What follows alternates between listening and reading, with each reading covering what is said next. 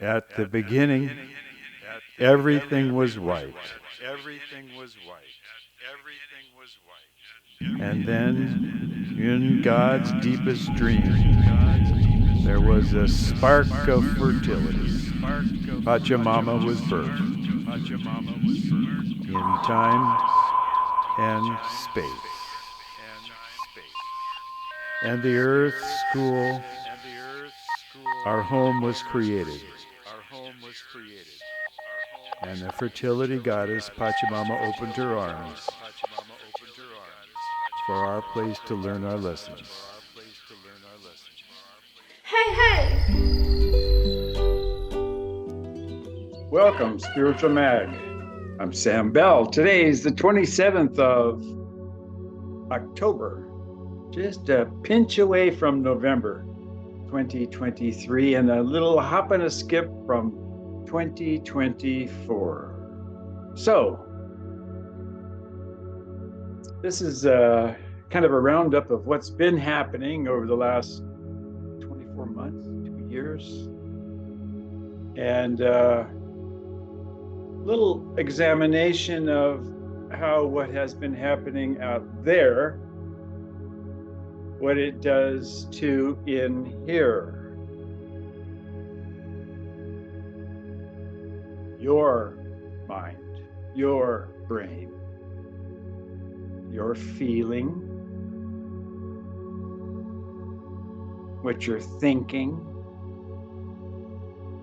what you're sensing, what you're using your willpower to focus on, and whatever your consciousness will accept. It's not too scary, because at a certain point it's like, I don't want to think about it. I'm not going to let myself think about it. So if you think back about what's occurred over the last few years and where we are now, you will recognize that you're not the same person you were before the before the threat. Actually, you may have poorer health, illness in your circulatory system, your respiratory system, brain fog. I like that term. You want to keep it simple when you're talking to the television, when people are sitting there drinking a beer and eating popcorn out of a microwave bag, and they just kind of can't find happiness, but they think they want another carbonated beverage and some more salty food.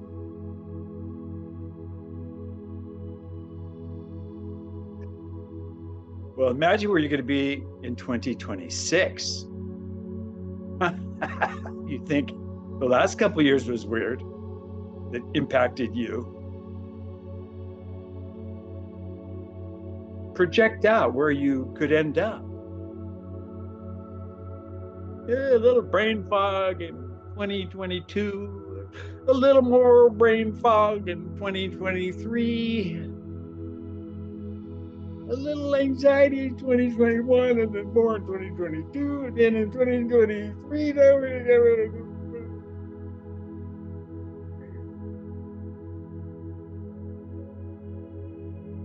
So let's back up the clock. Back at the clock. Let's back it up to 1999 and destroy your television. No more digital outside stimuli going into your little healthy brain. You're going to be communicating with your lips, your teeth, your tongue, your respiratory system, your brain. Using your willpower, your ability to focus, and your unconditional love, you're going to be listening to people with human voices. You're not going to be listening to pretend, imitation, digital voices. Okay, so you probably, if you didn't have your television and you didn't have your radio, you'd probably miss out on all the anxieties that were caused inside of your physical vehicle by watching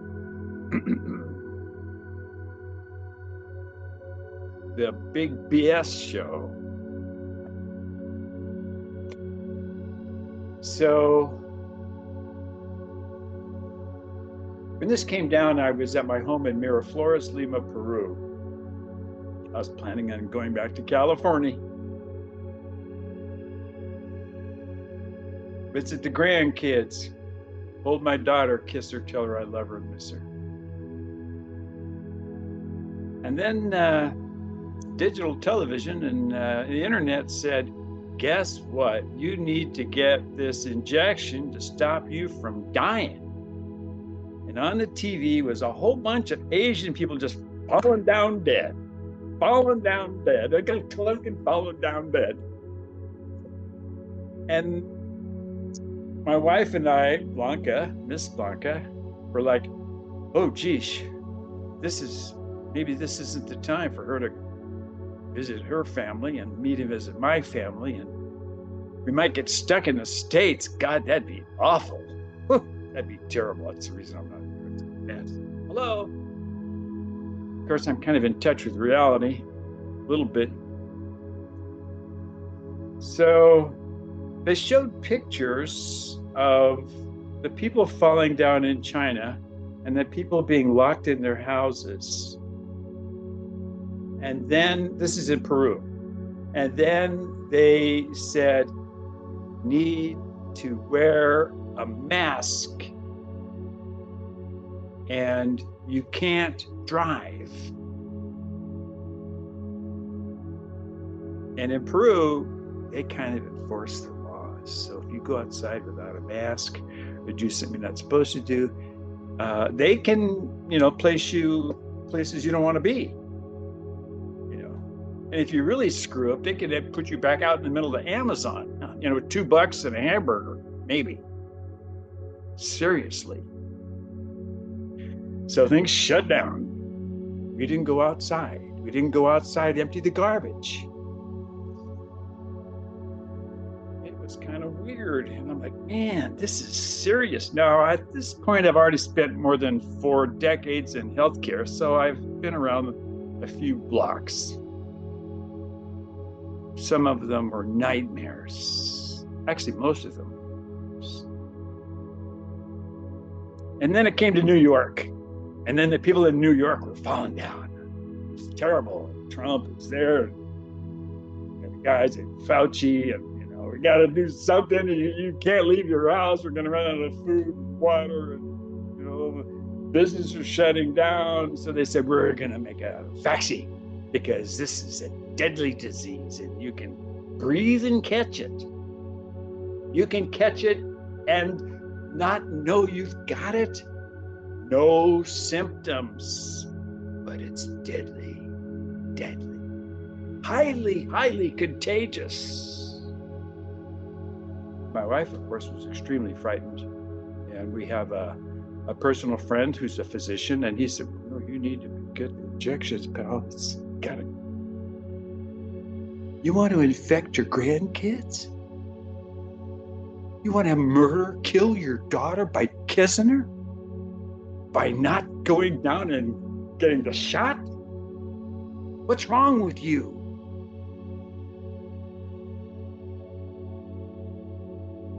I'm sitting there like, Well, I know in healthcare, it's not really healthcare in the US. It's called follow the money. It's not really healthcare. It's called follow the money. Yeah.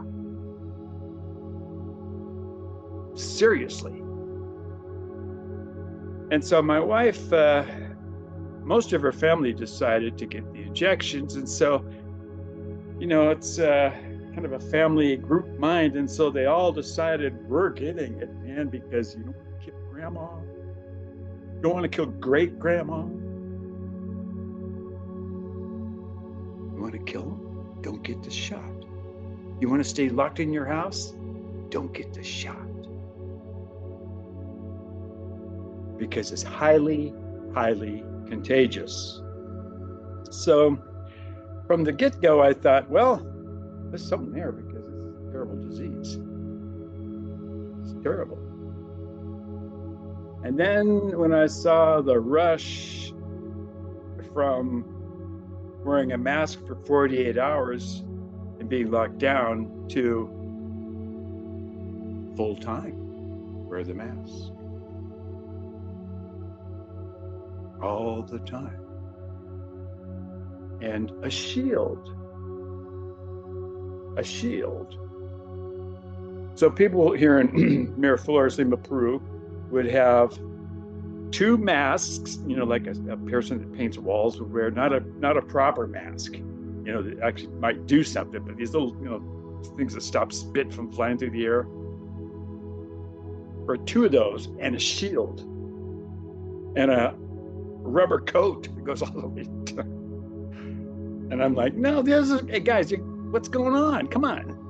And everybody's like, no. The more people that did it, the more scary it got. And a bus would drive through and everybody's wearing a shield, everybody's wearing a mask. And if you didn't have a shield, you didn't have a mask, and a lot of people wore gloves, you didn't have all that stuff, well, you're not getting on the bus. You're not going in that place to buy some food to bring home. You're not going to do that because it's so contagious. So from day one, my producer, the cameraman was, and two very intelligent gentlemen, and Papa, his spouse's Papa's a physician, so they listened to the physician to get the advice. So the physician said, "Get the shots. See, come on, get the shots. You got to get the shots." So they asked me, "What are you gonna do to us?" No way, that's fucking bullshit. No fucking way. They're like, "Gee, you sure made that decision up." But that was like, 3 days after the scam began. And they said, "Why?" I said, "Because it's follow the money in healthcare. Hello? You think they're doing that for your health?" And there's one minor detail you might notice. So I also discussed this with my spouse at the front door, just as she was going out to get the shot with her family, the inoculation to save her life. Because that's free will. I'm not going to tell her yes, or not going to tell her. I told her what I'm going to do. So she kind of, well, I don't know. Someone says blah blah blah blah blah. You get in the car, you can drive down the shop, right? So she's at the door and she's telling me, "No, I'm gonna go. The family's going to get the shot. I'm gonna go get the shot." I'm like, "Blanca, please. Is this contagious?" "Yes, it's so frightening." She's got the gloves. She's got the whole schmear on. You got the shield, the mask, and the gloves, and you're, got masks everywhere. So I said, "Well, is it highly contagious?" "Yes, you gotta wear the mask, you gotta have the shield, you gotta wear the gloves. It's terrible, it's everywhere, it's everywhere." I said, "Well, let's go look at the television. Let me show you something." So this is right when Trump was saying, "We're gonna bring the hospital ships into New York." And the New York governor's going, "Yeah, we gotta get everybody inoculated. I don't know if we need the votes. We'll probably send the votes back, but we gotta get everybody inoculated." Matter of fact, if you're over a certain age, you get inoculated, you're going automatically to the convalescent hospital.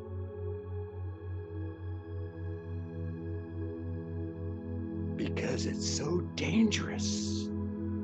So dangerous. So it shows the people, in China, they're pressure washing the walls, pressure washing the sidewalks, pressure washing the curbs. So I said, "Blanca, come over here. I want to show you something." So there was a scene. It was downtown New York somewhere, and it was a very large facility. 2 nurses, African-American nurses, are dragging a plastic waste, garbage can, full-size I don't know how many, it's a full-size garbage can with a plastic bag on it, and it's filled up with gowns, gloves, and masks. Gowns and gloves and masks. Filled up. And they're just taking these loads of these things out and putting them in the front door, wrapped up in a plastic bag. And so I'm going, Blanca, is this where the people are trying to stay protected from this sudden illness that's going to kill everybody, that's highly contagious? Yeah, so I'm going to get the shot.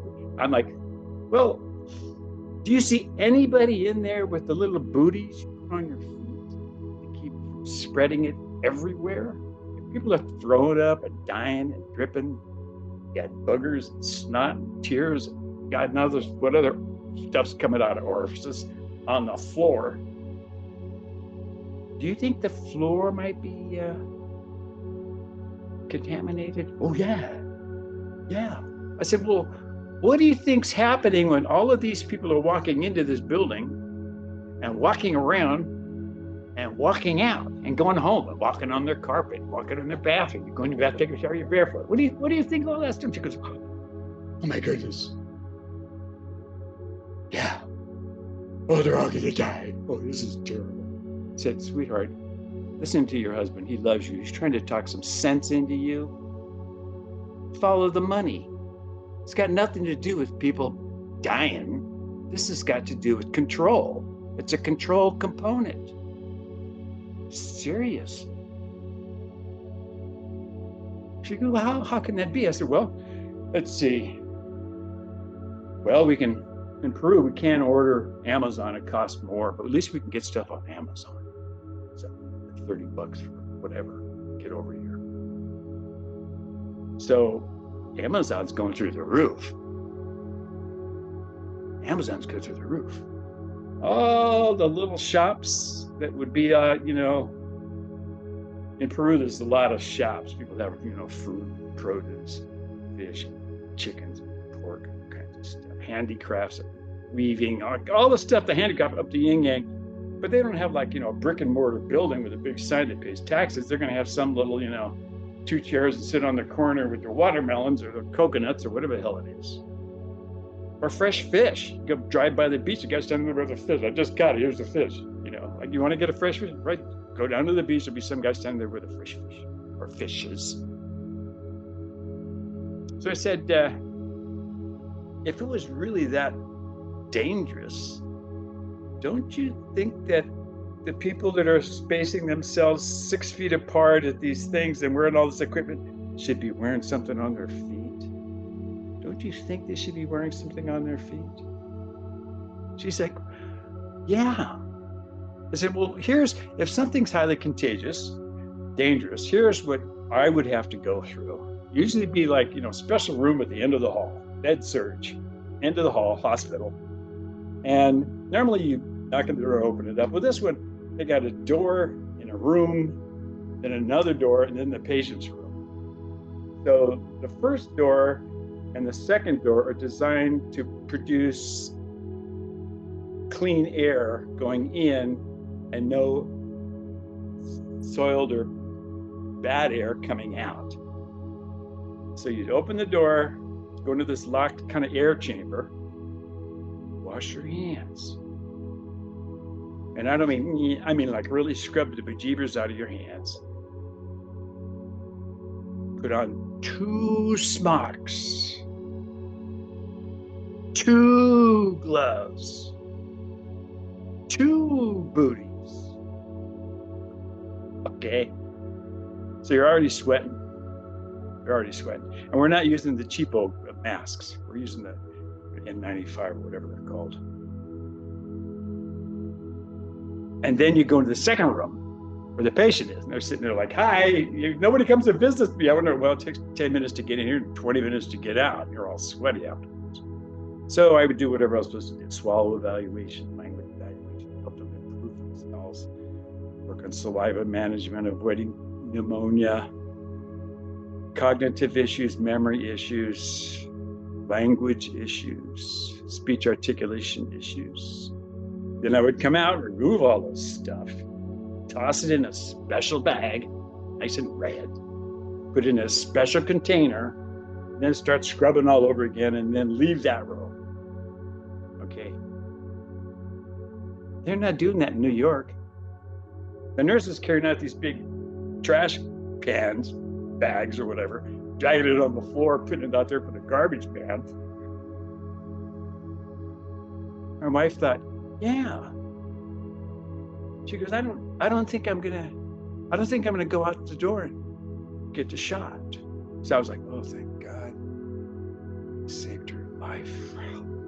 Man, thank God. Because I don't want to, just because you're in healthcare, you can bully somebody. People don't know about healthcare. They're going to believe anything, especially if you look good. I put on a white jacket, Mr. Bell, name tag or whatever. SLP or LSP, licensed speech pathologist. Put a stethoscope in my pocket, like I'm going to be listening to their heart and their lungs, which I do. I listen to the lungs, respiratory, that sort of thing. So they believe anything. It's kind of like hypnotic. Hypnotic. The doctor's always right. Ask the doctor. Today, 2023, the third leading cause of patient deaths in the United States. The third leading cause of patient deaths in the United States is doctors prescribing medications.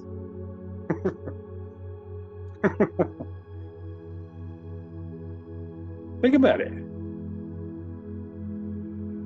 Think about it. Think about it. You got a headache, you got something wrong, go see the doctor. You might be taking a really big risk because you might believe what they tell you. Okay? They might believe what they tell you. So over the last few years, your sweet little eyeballs have been staring at all kinds of COVID stuff. It's going into your brain. It's kind of like Tabasco in your hot chocolate. It doesn't take much to really screw stuff up. Okay, especially if it's included with all the other things that can be done to your brain with media. Okay? So you're looking at me, you're going, well, this guy, I don't know, he's got long hair. There's a picture that was done by some rock. I don't know about this guy. He's kind of, I don't know. He's strange. I don't know. If I put a bunch of books behind me, like the ones they have in the attorney pictures, all the big attorney books, and I have short hair, and I have a physician's coat, maybe some emblems, a couple little emblems, right? And a chart, like a doctor's chart. And I walk in the room and I'm saying, hello, my name's blah, blah, blah. I do the routine, take your blood pressure, look at your tongue, and listen to your breathing, whatever, ears, ask you some questions.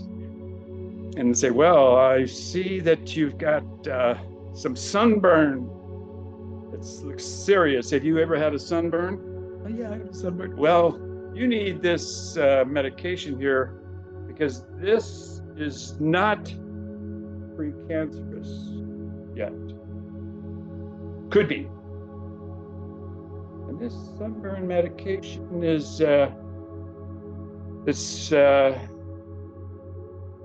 thank God we've got it. Okay.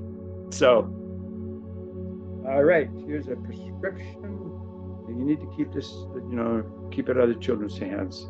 And here you go.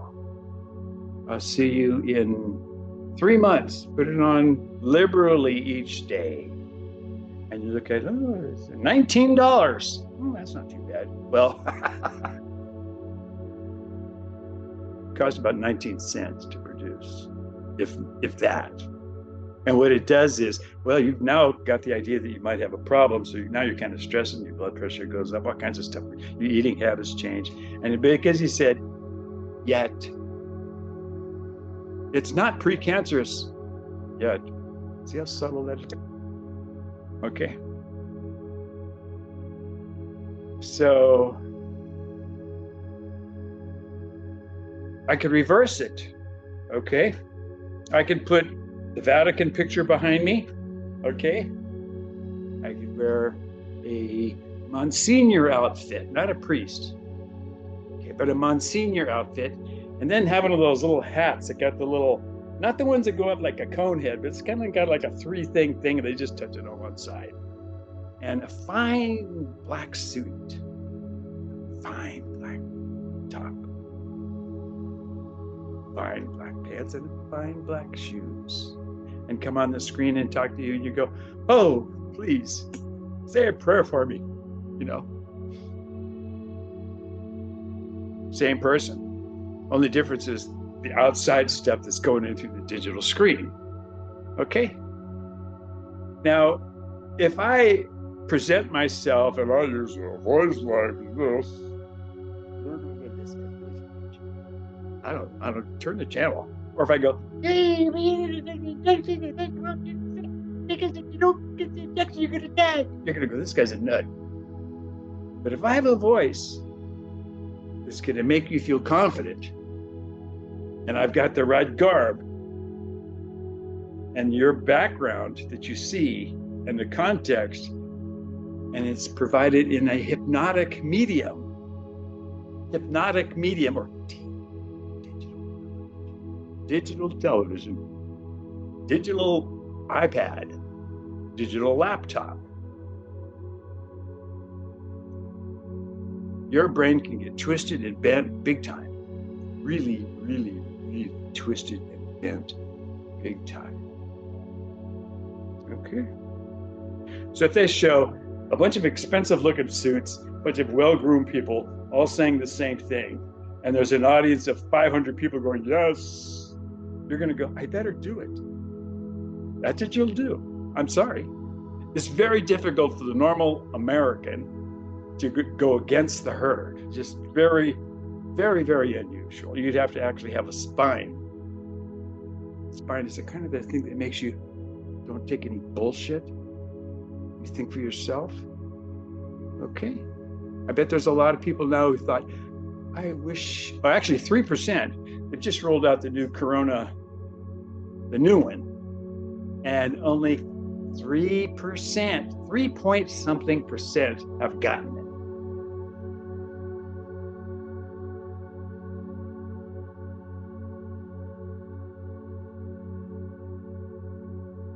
What do you think? What do you think? Did you get conned? If you replayed everything, would you go back and get that initial injection? Would you? Seriously? Would you have taken your baby, your preschooler, your 3rd grader, your 8th grader, your high school student, your basketball team, your professional sports team? Would you take your pilots and make it mandatory that they get this if you had a choice?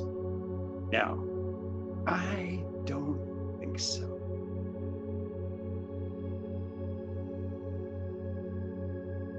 So the possibility of the next 3 years getting really, really, really strange is it's in the ballgame. It's in the ballgame. It's in the ballgame.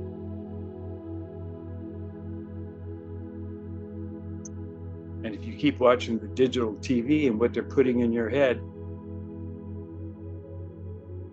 oh, they're suddenly going to become honest. You notice all the guys that told all the lies, they're not on the screen, right?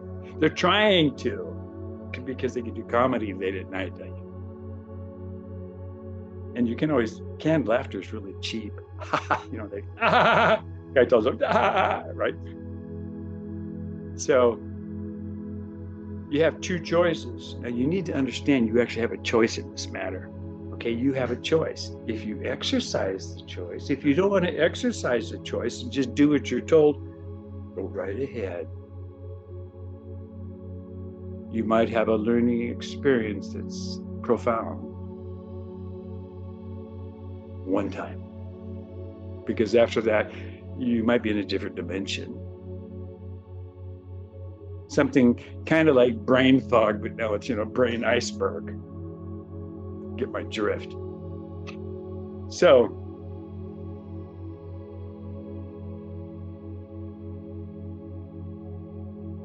they don't pay you to get up and turn on the computer and stare at the screen. They don't pay you to watch cable television, to walk in and sit down using your valuable time and turn it on and watch something that is not really entertaining or helpful. Matter of fact, you're kind of clicking through this and clicking through that, watching something. I've seen this. I've seen this. And then at a certain period of time, you get tired and you stop doing it. They don't pay you to do that, but you do that spontaneously. Pretty interesting.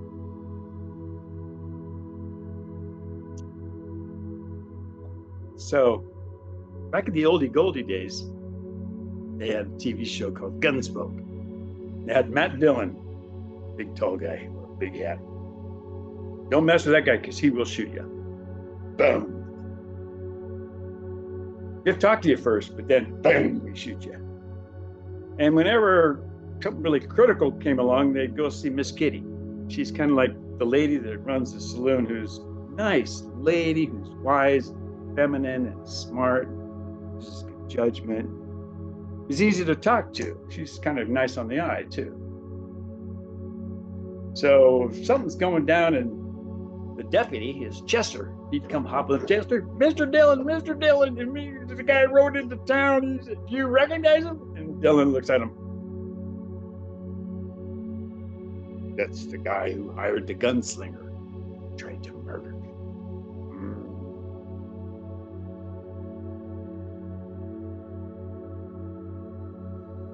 So Chester says, "Well, be careful, Mr. Dillon. I'm here." And so he's standing in front of the saloon up on the wood sidewalk, and Matt Dillon, sheriff, walks across the street. Horses crossing. There's boots. There's a little fat guy with a suit, kind of a dopey looking hat. And he looks at Matt Dillon and he goes, "What?" And Sheriff Dillon says, "That guy that tried to shoot me yesterday, you hired him." Guy says, "Yeah." Gunfight at OK Corral, I think. So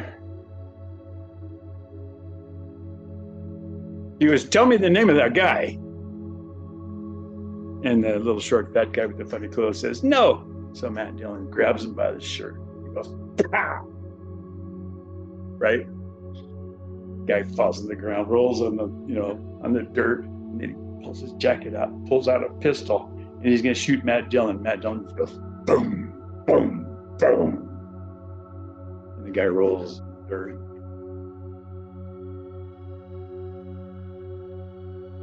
So then they go see Miss Kitty. Gonna have something to calm his nerves. So they walk across the street. You can see the guy getting taken away by the wagon, and Matt Dillon's talking to Miss Kitty. Miss Kitty's saying, "Well, he's the guy, he was staying around town. It's okay. He pulled the gun out. He pulled the gun out. You had to shoot him. It's okay." And maybe you should go talk to the doc. So Matt Dillon and Chester go around side, go up the stairs, go into the doc's office. He's going to talk to the doc about what he had done and what he feels about it. The doc talks to him. Takes a little bottle out, gives it to him. Says, "Here, you take this twice a day, 2 tablespoons. You're lucky it only costs $2. The guy goes, "Oh, $2? That's a lot." Yeah, he says, "Well, part of it's for the medication, but most of it's for my training." So that's the end of the show. They went and saw the doc. He's in the 50s. The doctor. The doctor. Right, is an actor. No, I have a book. I used to live in New Zealand. I had a home that was decorated with antiques. I had a London physician's manual from 1901, published 1901 in London. And it's about this thick, leather bound, about this thick, leather bound, it's tall. And the title was all of the medical information in the world. Okay. And it's got a picture of these two guys. They kind of look like, remember Laurel and Hardy, the fat guy? He looked like that guy. Two of those guys like that, look like this, and they're looking at each other, kind of like Alfred Hitchcock. It's kind of like, not much hair, highbrow. And so all the health information in the world is in that book, 1901. And it had really, really good information in it. It had all kinds of stuff, a lot of natural stuff, a lot of excellent information, and then some weird information. Okay? So they had like how to have a baby. Okay, because I'm very observant as a speech and language pathologist, a neuroscientist, and a certified hypnotist. I'm very observant about this book. So this page is the most worn of all the pages. It tells cried. God, poor girls that cried on that book. How to have a baby. And the instructions on how to have a baby are, first you're pregnant. Okay? So when the water breaks, okay, you gather all of the women in the area and you have the husband go away from the cabin, far enough away that he can't hear anything. And for him just to build the biggest damn fire and start boiling water, like, just don't come back until we call you. You guys have there 4 days. So the water breaks, and then all of the ladies are around the bedroom. She's in the bed. And then when the cramping, like tummy's go boing, boing, boing, starts to really kick in, or just after the water breaks, you get the most dependable girl that's like 15 and the most dependable boy that's about 18. And you bring them in and you say to the girl, get on the roof. She gets on the roof. Okay. Say to the boy, get on the horse, fastest horse, and ride into town as fast as you can and bring the doctor back. The doc. So that's what happens. The girl goes up on the roof of the cabin, guy takes off on the horse. And then all the ladies are in there on the bed. So when the girl on the top of the roof sees the dust from the wagon, see, the doctors always had a wagon. Cool, huh? Like Gunsmoke, they all had a wagon. So when the girl sees the dust from the wagon, she tells the ladies down in the bedroom. So the bedroom empties out. Everybody leaves the bedroom. Then, one at a time, this is the exact instructions, one at a time, from the youngest one, girl that was in there, to the oldest one, walks in, walks around the bed, gets her face in the woman's face that's going through the contractions and says, oh, good, the doctor's here. Everything's going to be okay. Then she walks out of the room. Then the next woman walks in, walks around the bed, says, oh, good, the doctor's here. Everything's going to be okay. She walks out. So each one walks in, says that, walks out till the oldest person, Granny Goose, comes in and goes, oh, everything's going to be okay. Oh, the doctor's here. That's all it says on how to have a baby. That's all it says in the book. Another quick one. Okay, back then you had your skull, right? And it'd have these little lines that say, responsibility and wisdom and, whatever. So right here was parental respect. Right here, parental respect. Now, I'm the oldest of 7 kids. So, before it was the bad at once, and my dad would come around, watch behind your ears. Oh, yeah, okay, Dad. So,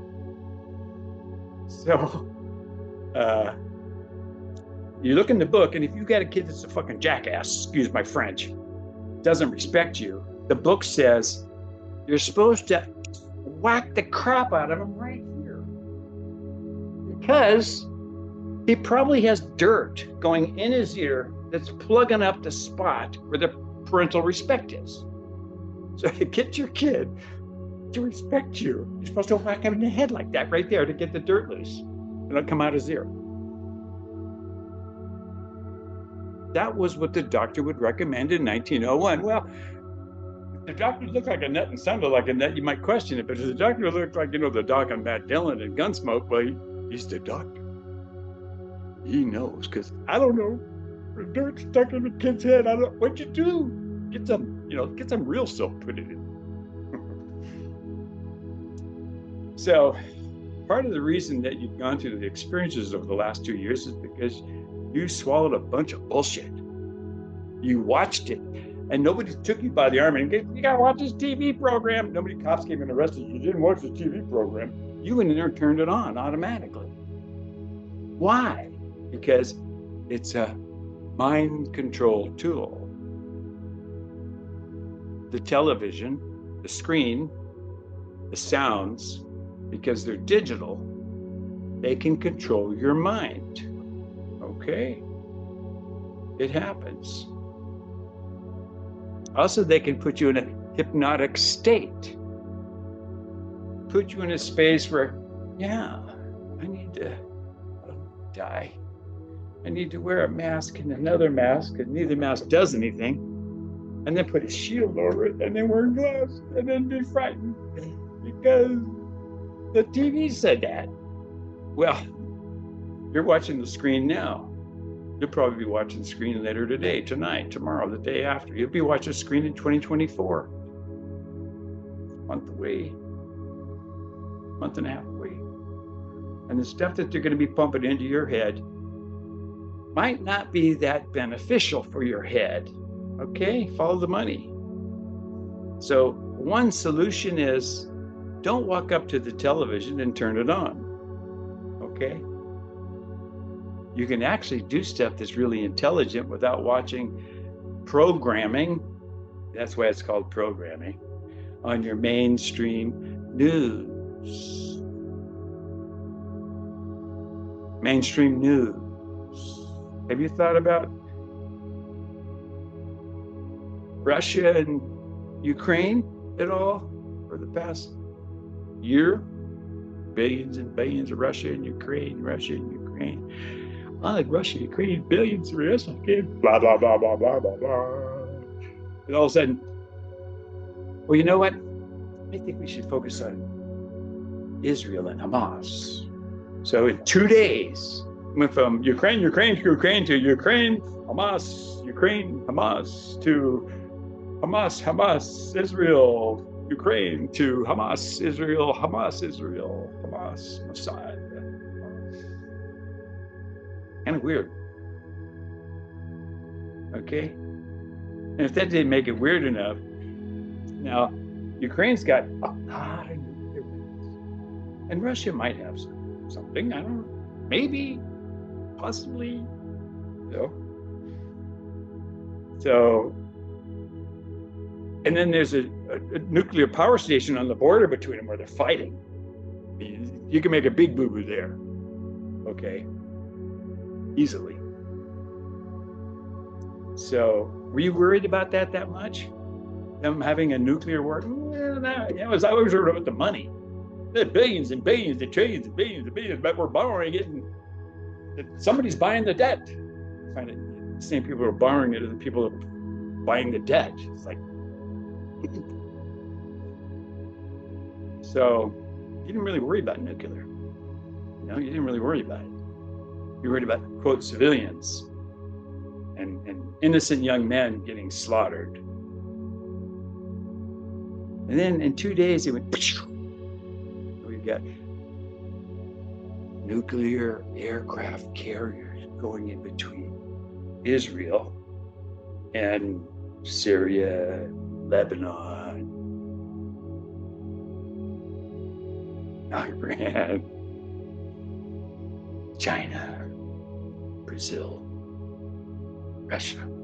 So the Ukraine story went bing, and then your body went bing this direction. Now, did you do something different? No, you probably ate the same food, went to the same store, wore mostly the same clothes, talked with the same people on the phone, but you saw something different on TV.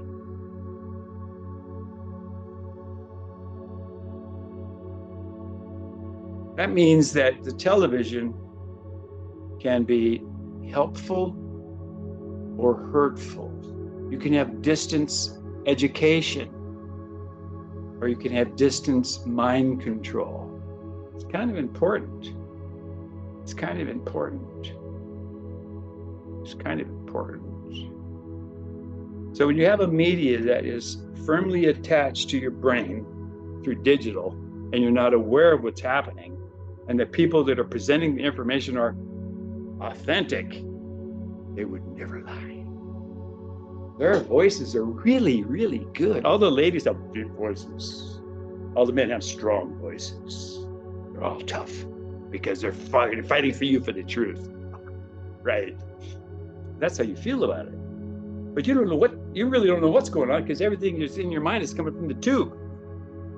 So what happens is they switch things around, and now suddenly you've got a perspective of what's going on, and then there's a false flag event. False flag event. Yeah, no more. 9/11. December 2023. January 2024. Everything. Suddenly we got nuclear weapons that are kind of under control by, thank God, President Biden's got his shit together. He can go get an ice cream and make a big decision. So now we've got our weapons potentially fighting somebody else who's using our weapons, fighting somebody else who's using our weapons. And then everything changes. But it doesn't take 2 years to change. It takes a day.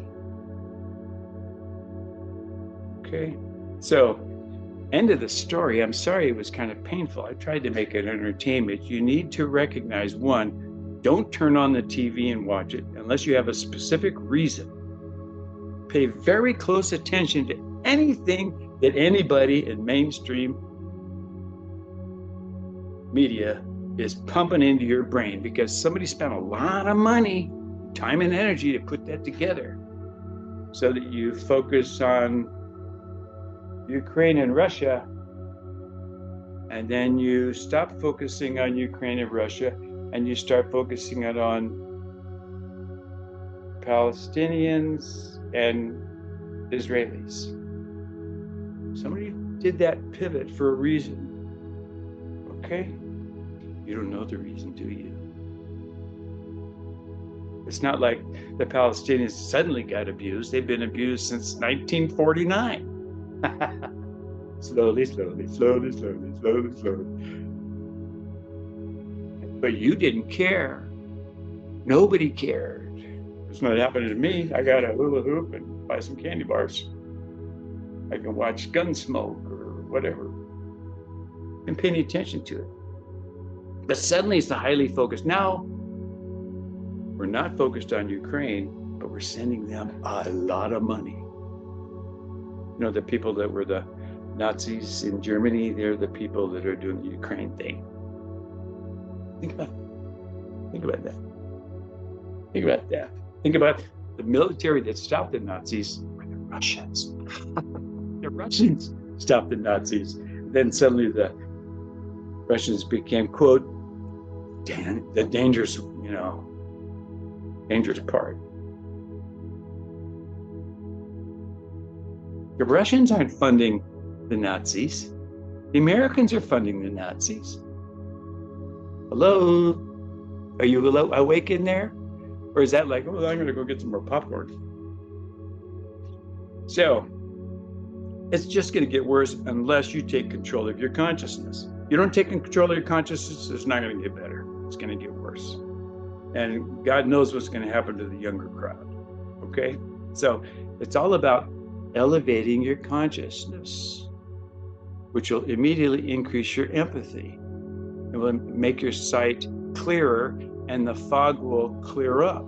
The brain fog will clear up, because you're going to recognize the way you treat yourself is the way you treat others. The way you treat yourself is the way you treat others, and don't do something to others that you wouldn't want done to yourself. This is not a complicated story. This story's been on for a while, before digital. So don't turn on the tube unless you have a specific reason. Be very cautious about anything that's getting pumped in your head, and why is it getting pumped into your head? Okay? So, in my opinion, the potential for a false flag event at the conclusion of this year, I would say, New Year's Eve kind of stuff, New Year's Eve kind of stuff, it's a potential. So I'm going to wrap it up here and say I'm going to go climb up the stairs with Chester and Matt Dillon. We're going to go see the doctor and ask him what he says. He'll probably have a suggestion.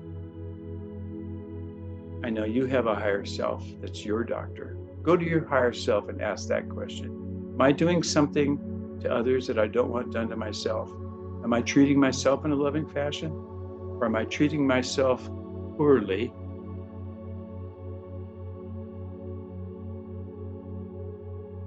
By walking up and turning on a digital device that has nothing that's going to help you, unless you have a specific reason. Okay, you and all your loved ones are always in my prayers. Spiritual man.